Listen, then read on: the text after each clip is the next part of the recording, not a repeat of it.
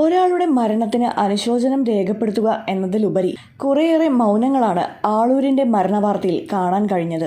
അത് ഒരുപക്ഷെ കേരളം മനസാക്ഷിയെ ഞെട്ടിച്ച സൗമ്യ എന്ന പെൺകുട്ടിയുടെ ഘാതകന്റെ തൂക്കുകയർ തെന്നി മാറിയതിന്റെ പ്രതിഷേധമായിരിക്കാം. സൗമ്യയുടെ ഘാതകൻ തൂക്കുകയറിൽ നിന്നും രക്ഷപ്പെട്ടത് തന്റെ കഴിവ് മാത്രമല്ല, കേസ് അന്വേഷിച്ച് പോലീസ് എഴുതിയ കുറ്റപത്രത്തിലെ പഴുതുകളായിരുന്നു എന്ന് ആളൂർ പറഞ്ഞിട്ടുണ്ട്.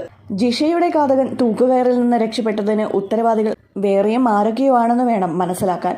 കുപ്രസിദ്ധ ക്രിമിനൽ കേസുകളിൽ പ്രതികൾക്ക് വേണ്ടി ഹാജരാകുന്നത് പേരെടുക്കാൻ ആണോ എന്ന് ചോദിച്ചപ്പോഴൊക്കെ ഒരു ചിരി മാത്രമായിരുന്നു ആളൂരിന്റെ മറുപടി. സൗമ്യ കേസിലെ പ്രതി ഗോവിന്ദചാമി, ജിഷ വധക്കേസ് പ്രതി അമീറുൽ ഇസ്ലാം, സിനിമാ താരം ദിലീപ് ഉൾപ്പെട്ട കേസിലെ പ്രതിയായ പൾസർ സുനി, ഇലന്തൂർ നരബലി കേസിലെ പ്രതികൾ, കൂടത്തായി കൊലപാതക പരമ്പരയിലെ പ്രതി ജോളി, ഡോക്ടർ വന്ദനാദാസ് കൊലക്കേസ് പ്രതി സന്ദീപ് തുടങ്ങി നിരവധി കേസുകളിലാണ് ആളൂർ കോടതിയിൽ ഹാജരായത്. ഒരു ക്രിമിനൽ അഭിഭാഷകന്റെ ദൗത്യവും മനസാക്ഷിയും തമ്മിലുള്ള വ്യത്യാസമാണ് ആളൂരിന്റെ മരണത്തിൽ ഉണ്ടായ സമ്മിശ്ര പ്രതികരണം. നിയമബലവും നീതിന്യായ വ്യവസ്ഥയും കൈകാര്യം ചെയ്യുന്നവരോട് ഒന്നു മാത്രമേ പറയുന്നുള്ളൂ: 1000 കുറ്റവാളികൾ രക്ഷപ്പെട്ടാലും ഒരു നിരപരാധി പോലും ശിക്ഷിക്കപ്പെടരുത്.